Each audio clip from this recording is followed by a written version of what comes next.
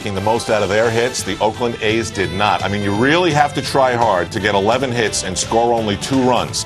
El Duque gets the win, pushing his postseason mark up to 9-1 now. Corey Lytle looked uncomfortable. He's 0-1. Bernie Williams has found his stroke.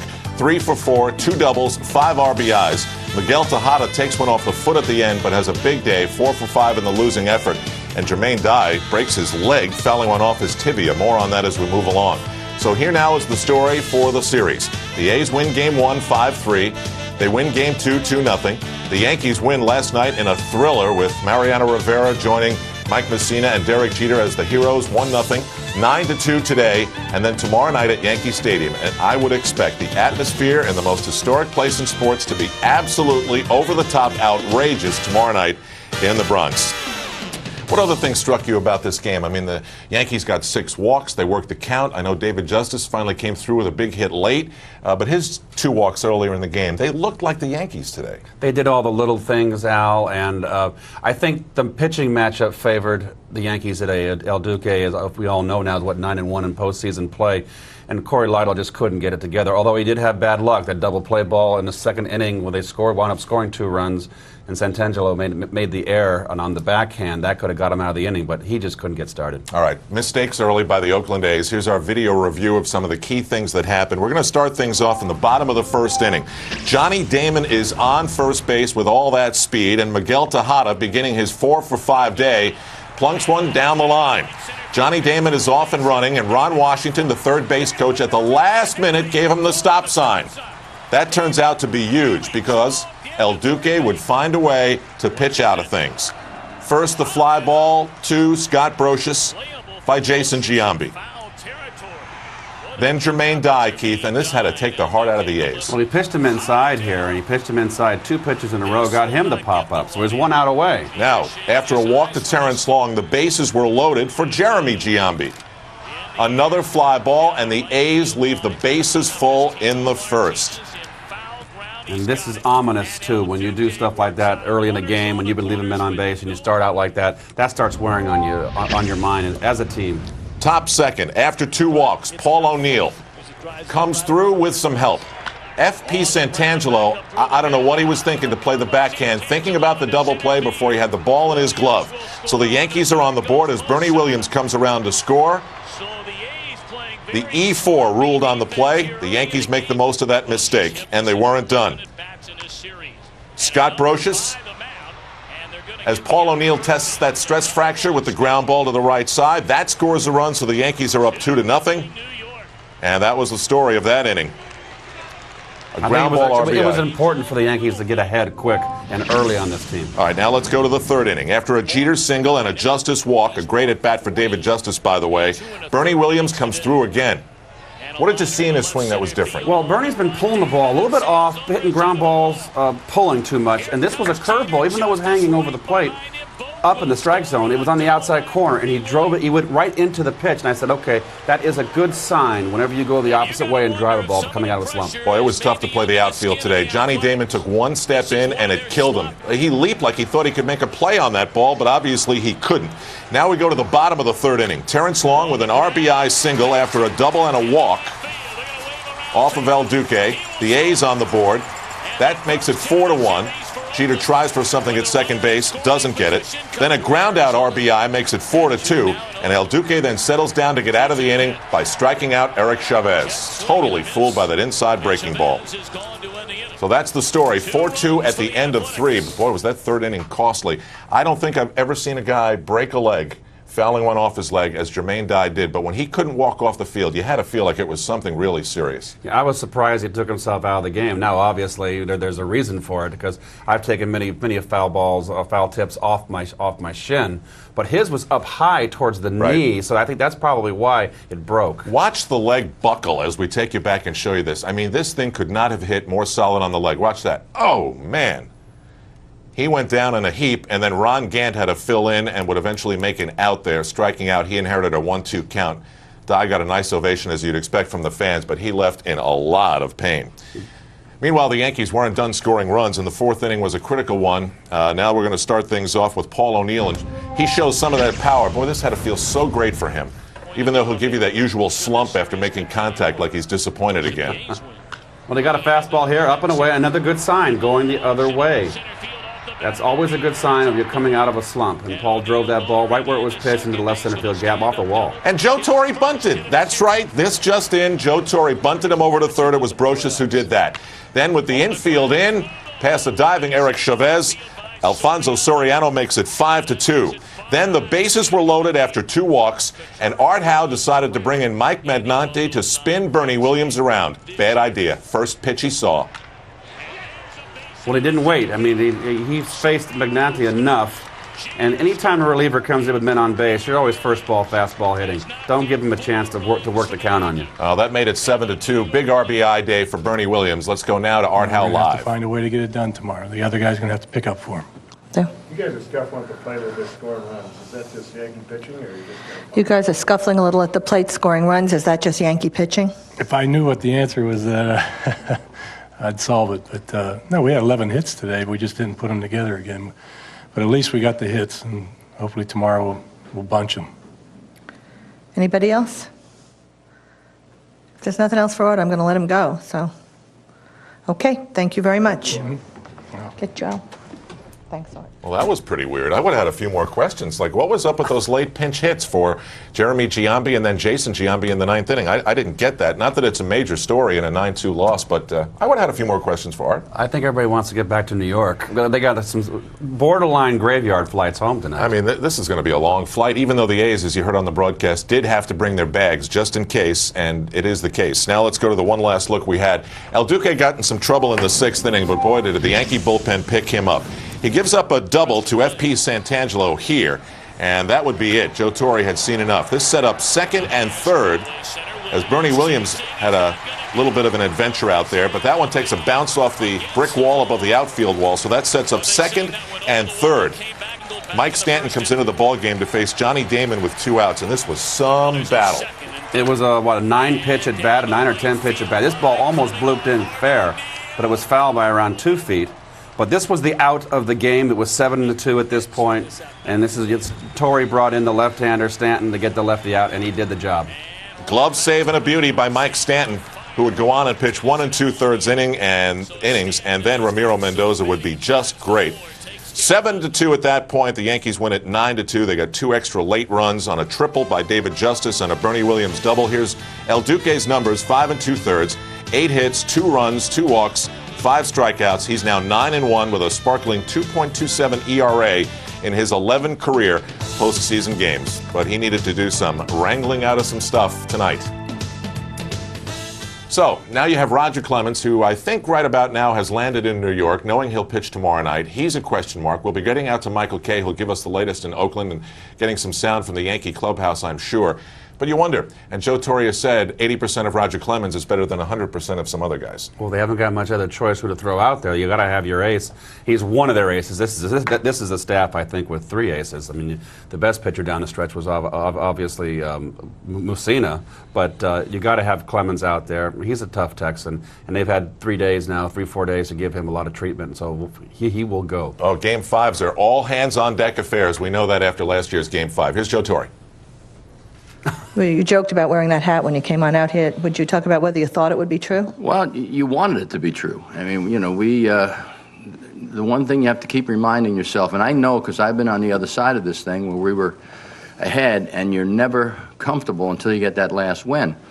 And unless 2 games was enough to win the series, you have to keep battling. You really do, because you'd really go home and really feel bad about it. And it's, you know, I'm a strong believer in one game turning the tide a little bit, and we were able to build on it today. One more? Joel? You know, with everything you've seen during your team's run, do you ever feel any level of surprise? With everything you've seen during your team's run, do you ever feel any level of surprise when they do something like this? I honestly say I'm not surprised because, you know, even when we went through that bad streak last year at the end of the season, I felt very confident that we'd be a different club once the postseason came. But this was by far the biggest high. I mean, coming into this place where we got our rear ends cleaned 6 games, And to come in and play a 1-0 game last night and to be able to battle our tails off to to get through the first few innings. I mean, it took 3 weeks to play the first 3 innings today.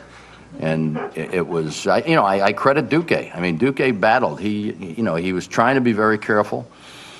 But surprised, I guess I can't be. I mean, we've done so many things in the last 6 years that make me proud, and this certainly goes up there among the proudest. Bob? Joe, have you given much thought yet to just how long you will go with Clemens? I mean, how much margin you'll give him tomorrow, and how quickly you might go, say, to maybe Andy? Have you given much thought yet to how long you'll go with Clemens tomorrow and how quickly you might go with Andy? Bobby, I really haven't. But he'll go out there. He threw this morning. He felt good about what he felt like. In fact, he practiced pickoffs. He practiced fielding bunts. He did everything today. And we'll see. We'll see what he looks like. If I'm not comfortable watching, what we see, then we'll make a switch. But for sure, we wanted to get back home, and everybody in our bullpen on our staff is eligible, probably except for maybe Messina and Duque. But he is definitely starting. Yes. Ian? Joe, how much faith do you have in him at 75% or whatever? And just did he look like he was kind of getting inspired by what might happen tomorrow night? How much faith do you have in him at 75%, and do you?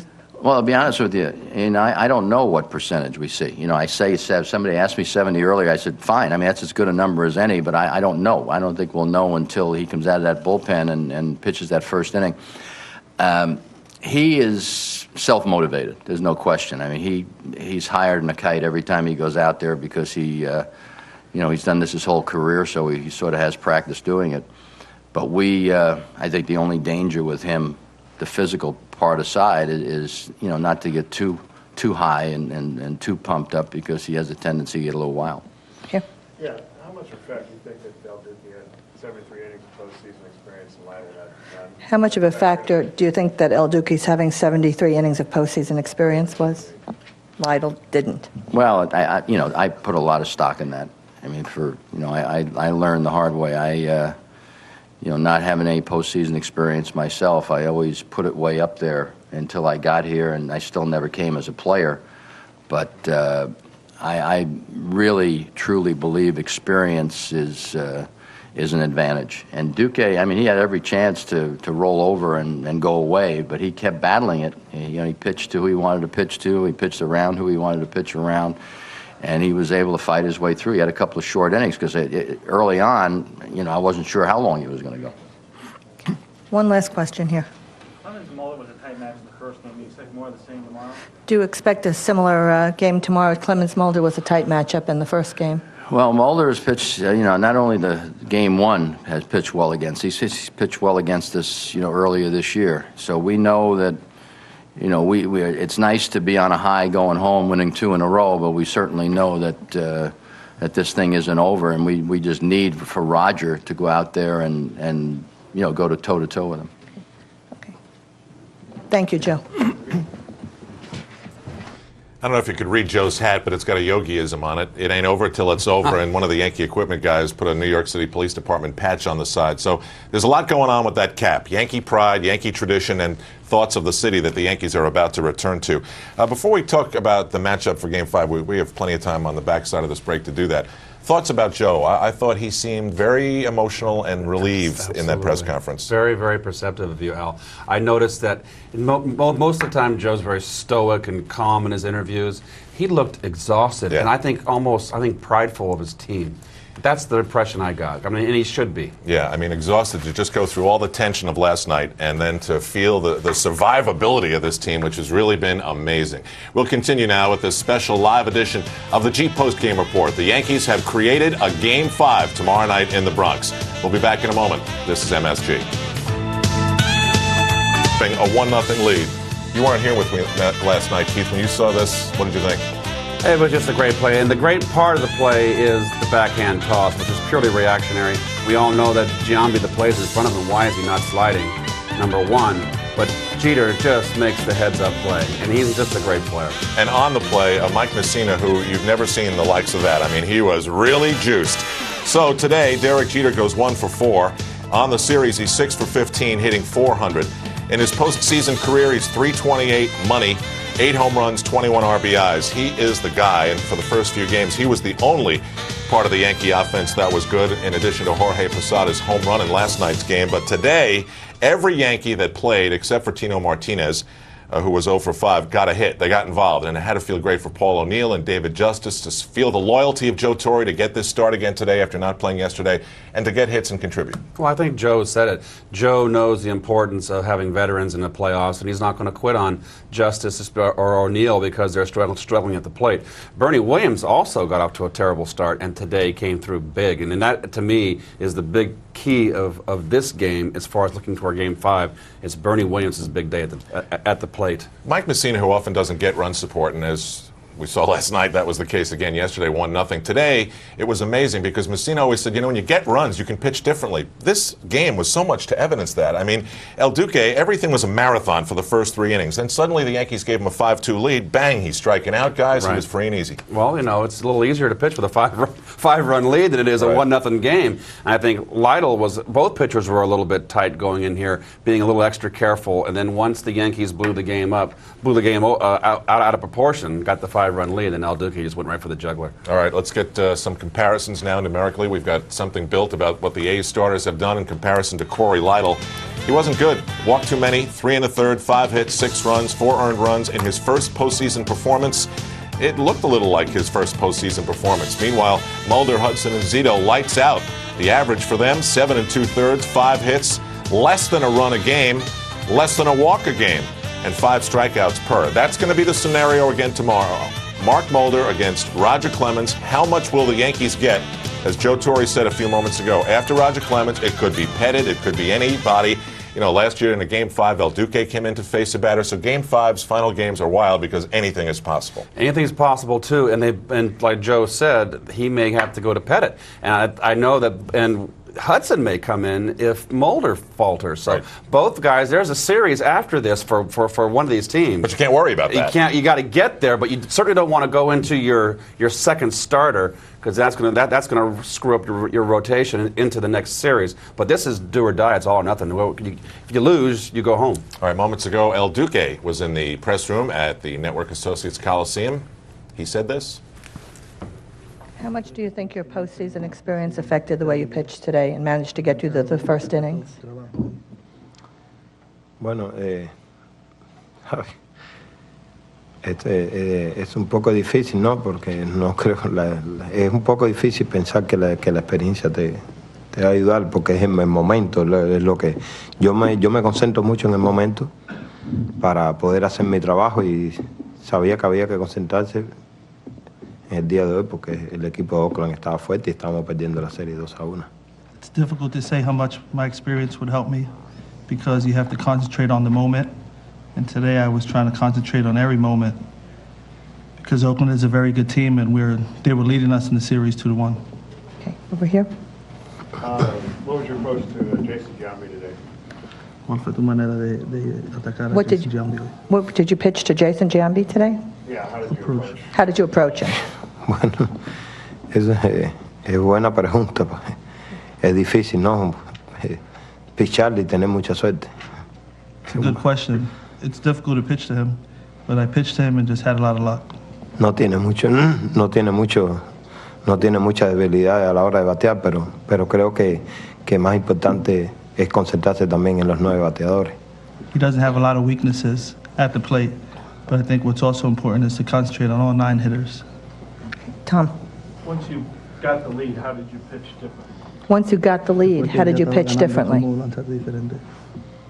No, seguía haciendo lo mismo. Salieron las cosas mejores. I continue to do the same things, just got better results. Just one. And that's Leo, always at El Duque's side. He also seemed a little relieved. I mean, he's never, all juiced up in these press conferences, but I wonder, it's obvious he didn't have great confidence. I don't know what he's been through. Joe Torre, it's a bit of a mystery with a tired arm, whatever, but it's got to be a very daunting thing to be out on the mound with all these people counting on you, knowing that what you're about to throw is not your best stuff. That's why he takes so long in these innings when runners get on base, right? Well, I just think, too, that he he knew who he wanted to pitch to and who he didn't want to pitch to, like in the first inning when he got into that jam with the bases loaded. And he had to pitch to Giambi. He got him to pop up on a breaking ball. He gets Dye on a pop-up, pitched him inside. Then he pitched around Terrence Long. He wasn't afraid to load the bases. And he wanted Jeremy Giambi, and he just ate him up and popped him up. Meanwhile, the Yankees scouting, which has been one of the starring things of the run since 1996, it's very rare that the Yankees allow the other team's star to beat them in a series, and that's sort of the case here again. Jason Giambi has not been a factor. He had a home run in the Game 1 5-3 Oakland A's win. But there's a reason why Oakland's 1 for 34 with runners in scoring position. It's an approach. I'm not talking mistake pitches that become home runs. I'm talking about an overall approach when things get tight. Well, they're free swingers, and they're either the penthouse or the downstairs house. They strike out a lot. They have a lot of power. They don't steal bases. They live and die by the long ball. And really, Giambi he is 340. I mean, how can you say he's not a 3-hitter? He's really a 4-hitter. And then if they can find a real ideal. And how much interest are you paying? 16, 8. Yes. So what are your impressions of Mark Mulder from Game 1, and do you plan to change your approach at all tomorrow? What are your impressions of Mark Mulder from Game 1, and do you plan to change your approach? Very tough. Very tough. He gets ahead, but he doesn't really get ahead with a pitch that you can handle. He throws the strikes, but he's always in the tough part of the strike zone. So, I don't think we can change too much about our approach. We got to stay disciplined, and we try to make sure that we capitalize on the mistakes that he makes. Okay. I don't think he's going to make too many. Tom, one more, and he's got to go. So, Bernie, even in all of this run, does a performance like this surprise you at all? Anything the team do? even in all of this run, does a performance like this surprise you at all? Does anything the team does surprise you? I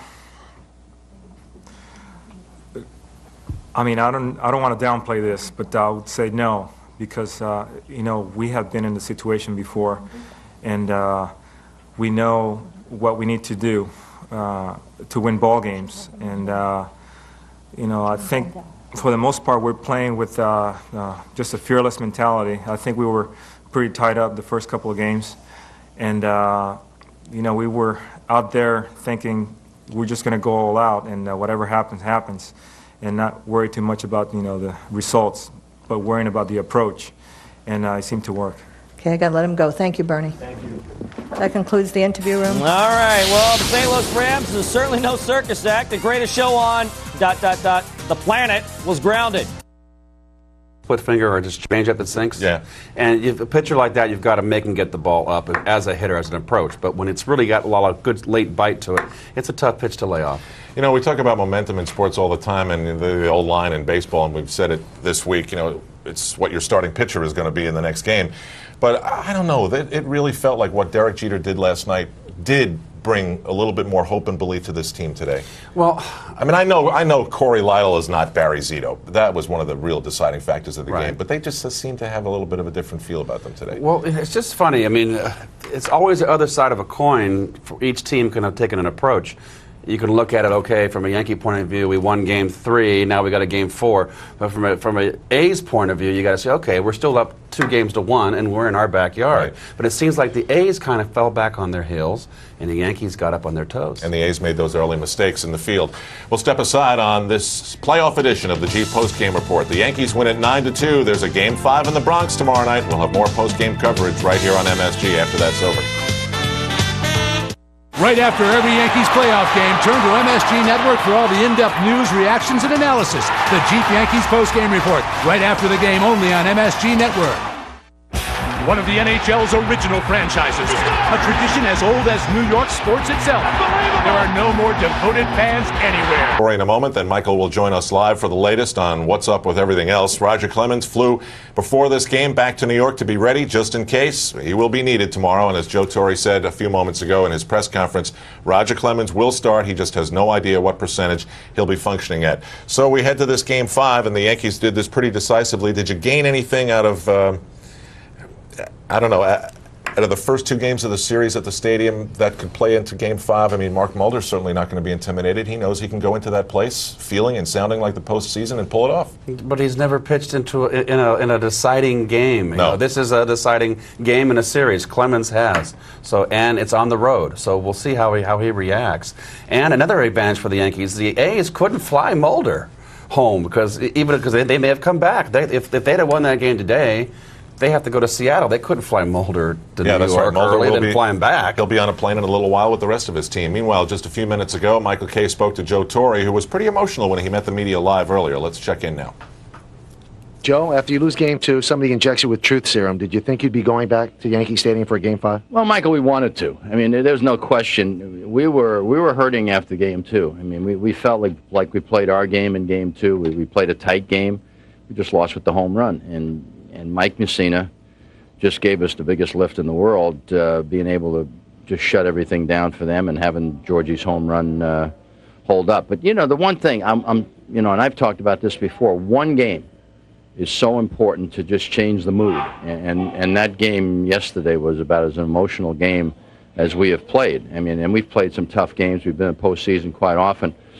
But that game yesterday is what we needed, and it certainly made us a little more relaxed going into today's game. I thought a key today, I wanted to take your take on it. First and third, nobody out in the first inning, and they don't score. How big was that for your team and against them? Well, I think it was big for us, basically for, when you have an emotional win like we had last night, to be able to get a lead.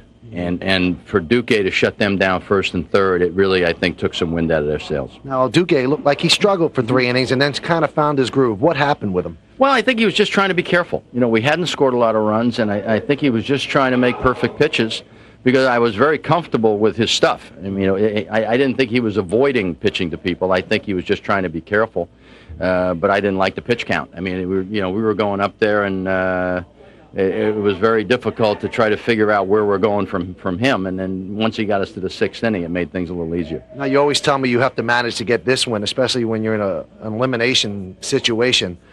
But how much do you worry about Stanton and Mendoza being able to give you anything? And do you manage today thinking about tomorrow? Well, no, we managed today to win today. And I don't think either one of them pitched too much to be available for us tomorrow. We're going to rely on Roger to get us deep into the game. I felt good about his workout today. He felt good about it, and hopefully we can do that. Your offense seemed to come around a little bit, especially Bernie Williams. How important? Oh, huge. I mean, for Bernie Williams to in the middle of our lineup, he means so much to us, and we've left some men on base, and Bernie just had a different look to himself today. I watched him in batting practice. You get every once in a while you look in that eye and you see that determination. Sometimes he overcomplicates it for himself, but today he seemed to be, very, very determined. You've seen today that Rogers a go 100% tomorrow. Who do you have backing him up? Andy right away? Everybody else. Duque may be the only one. I mean, even Mussina, even though I don't think Mussina would be available to us, tomorrow would be his throw day, and who knows. I mean, depending on what type of game we get into. But we got the whole staff going for us tomorrow, and hopefully Roger will get us, enough innings. I know your answer. You're going up against a left-hander. What do you do with O'Neill and Justice? Michael, I haven't thought about it. I mean, I knew that would be. Yeah, I don't think it's fair anyway to talk about it until you let the players in on it. But I'm going to enjoy this one for a couple hours and then get back to work. Final thing, how much are you looking forward to Yankee Stadium to all 56,000 people in a go-away game? Well, I'm on a high, and this ball club's on a high. We have to make sure we don't shortchange the other team. I mean, we're very confident right now, and we're going home, and I'm sure it's going to be frantic there tomorrow night. But we still have to make sure we do our business, and, shutting them down is very important. Thanks, Joe. Okay. All right, from New York, let's go back out to Oakland, California, where Michael Kay joins us live. Mike, how you doing? I'm doing great. I'm going to put you on the spot here, Mike. When was the last time, if you know, and if you don't, I'm sure it's perfectly okay with everybody, when was the last time a deciding game was played at Yankee Stadium? Boy, they haven't had one during this run, I'll tell you that. I don't know the last time. I'm sure it was against the Kansas City Royals in the late 70s. That's the last time I think they had a deciding game. So the atmosphere, you're right, as you brought it up with Joe, is going to be awesome tomorrow night. Oh, it's going to be unbelievable because I don't think the fans really thought the Yankees were coming back. And although the Yankees were saying, you know, we always believed, I think you have to believe as a player, but did they really truly believe that they were going to come back?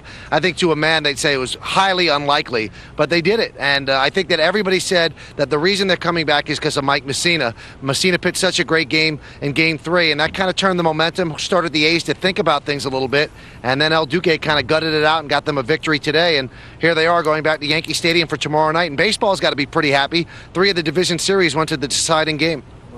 Mike, what was the atmosphere like in the ballpark? Weird. It was very quiet. There were 12,000 less people than yesterday, which I couldn't understand. That? Nobody seemed to have a reason, except the only viable reason that I could even get from anybody is because of the time change. A lot of people thought it was going to be a 4:30 start. It ended up being a 1:30 start because of the football. So I still don't understand how that's 12,000 people that they decided not to come. It was very odd, very quiet, very unemotional at all. Completely different than yesterday.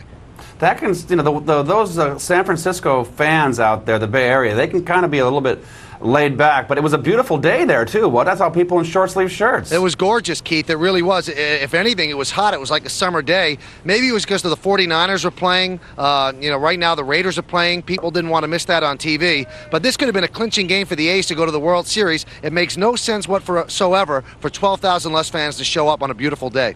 Mike, what do you think we get from Roger Clemens tomorrow night? I don't know. I really don't know. Everybody seems to think he's definitely going to start. I spoke to Andy Pettit. He said, of course Roger's going to start. But the one danger in this, guys, and I'm sure you'd both agree with me, is, you know, you can't try him out. They have Mark Mulder tomorrow. If Roger Clemens doesn't have it and gives up 2 runs in the first inning, that could be the ball game right there. So, I mean, there's an enormous amount of pressure on Roger Clemens. His 2 big starts last year, there wasn't pressure. He kind of had some wiggle room. He was playing with the house's money. The one time he pitched to put away a series, he didn't do it. That was against the A's in Game 4, which made the Yankees travel 3,000 miles to play Game 5 out here. It'll be very interesting to see how he handles the leg problem and also how he handles the enormity of this game. If he loses this game, the Yankees go home. If he wins, they go to the ALCS. So I really don't have a real gut feeling on how he's going to do. Now, the A's lose Jermaine Dye in the process. Mike, what's your take on how it affects their lineup? Well, I think it affects it tremendously. I mean, if you lose the cleanup hitter in your lineup, I think it affects Jason Giambi the most. Ron Gant will probably take over in the lineup, but he doesn't, you know, scare you the way Jermaine Dye does. I don't know how many times. I don't. Keith, I'd like to ask, did you ever see a guy break his leg on a foul ball? It's just unbelievable that happened. No, we were just talking about in the top of the show here that, you know, when he went down, left the game, I said, my God, it's the playoffs. What is he doing here? That's you what got to we gut it thought, out. too. Yeah, absolutely. But I think because it hit off his, right below his knee. Right below his knee. It hit so high up that it just got a soft area. But obviously, he deserved to get out of the game, but, you know, you kind of look at it from the outside and go, geez, you can't take yourself out of this game. Yeah, that's exactly what we were thinking in the press box. You know, the first thing they announced was it was a contusion of the left leg, and we said he left because of a bruise, but then a little bit later on they said that it was a broken leg, so it's very much understandable. And the ironic thing is the same thing happened to Tejada in the 9th inning, and he went down for a while, but he stayed in the game. So a very costly game for the A's because they have to travel 3,000 miles. They lose their right fielder, and they lose their cleanup hitter. And one thing that you almost discount, you always think about the hitting aspect. Jermaine Dye's a heck of a right fielder, and you can see the play that Terrence Long made in right field on David Justice's line drive. He played it terribly. He made a slide into the corner. He should have played it as a double. Instead, he played it into a triple. So that might impact the A's as well. The loss of defense in right field, and Ron Gant's not as good a left fielder as Terrence Long. Michael, I feel that they've got to put someone behind Giambi tomorrow. And Terrence Long has been their hottest hitter. I wouldn't be surprised if he stacks 2 left-handers back-to-back in the 3 and 4 hole. So Giambi hitting 3rd and hit Long 4th. So Giambi will get some pitches to hit. You know, Long has hit cleanup before, Keith, and it's a pretty good idea. But the one negative on that is the guy who probably follows Roger Clemens in the game if he goes short is Andy Pettit. And if he gives them 5 or 6 innings, it's going to be Mike Stanton. So you kind of counteract the 3 and 4 batters if you bring in a left-hander. So that's what Art Howe has to guard against. I hear you loud and clear. Now, Mike, just sort of as we get to wrap things up here, give me a sense of what it was like before the game, in the clubhouse, on the field, listening to what the players were saying. What kind of stuff was going on? Very, very loose, very, very positive. They felt that they were going to win this game. I mean, they didn't seem tentative at all. And now in the clubhouse after the game, very businesslike, not celebrating, not laughing, not joking around, or we're taking you back to New York, because they realize, what does it mean if they win these 2 games if they don't win the third? So they're not celebrating right now. They're handling it like they handle most things, Al. You've seen it over the years. They just don't get too high and they don't get too low. I know that sounds like a cliche, but that is the way they're dealing with it tonight. And they know they have a long flight ahead of them, and then boom, they got to repack in case they have to go to Seattle. So there's really no time to breathe, no time to celebrate. They have to win tomorrow, then they could celebrate a little bit. You know, it's amazing. Sometimes you really wonder what things mean when they happen and when you talk about them. We talked about how the Yankees had lost 6 straight at the Oakland Coliseum. Then they dropped the 2 in the Bronx, and they go out there, and everybody figures they're going to lose 1 game at least and end their season. And they win both and set up a Game 5. Were you amazed on the air watching this unfold today? It was amazing. It really was. And I think the most amazing thing was Art Howe plugs in Santangelo to get another left-handed hitter in the lineup, and he blows the double play ground ball by Paul O'Neill. I think those were 2 key things. Like we said to Joe Torre, first and third, nobody out, and El Duque gets out of it without giving up a run. I think that buoyed the Yankees, and I think it demoralized the A's following last night's game. And then when Santangelo booted that double play ground ball, now that was a shocker to me. And once the Yankees were on the board, you pretty much had a feeling that they were going to win.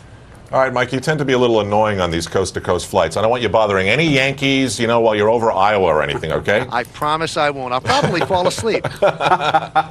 Well deserved. All right, Mike, talk to you tomorrow night. Take it easy, guys.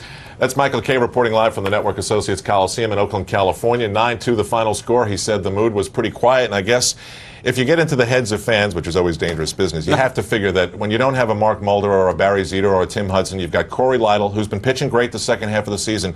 But when he started walking guys in the second inning and the Yankees got those 2 early runs and the A's left the bases loaded, the karma wasn't good. Well, I just think that the error was just the critical. The double play ball is out of the inning. He may have settled down by then, but I think he got unnerved when the double play was not, when the error was committed and 2 runs wound up scoring in that inning, and I think he never got back into the groove. And I think the difference right now is this: the Yankees had to get to win the 3rd game to get to the 4th game. Obviously, the Yankees are 4 deep in starters. Oakland's 3 deep. Mm-hmm.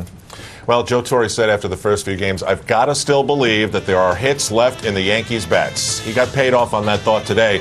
And Bernie Williams, who had been slumbering through the first 3 games, awoke to dominate Game 4. Not 1, not 2, not 3, not 4, but 5 RBIs. Bernie Williams powered the Yankees to a Game 5 in New York tomorrow night.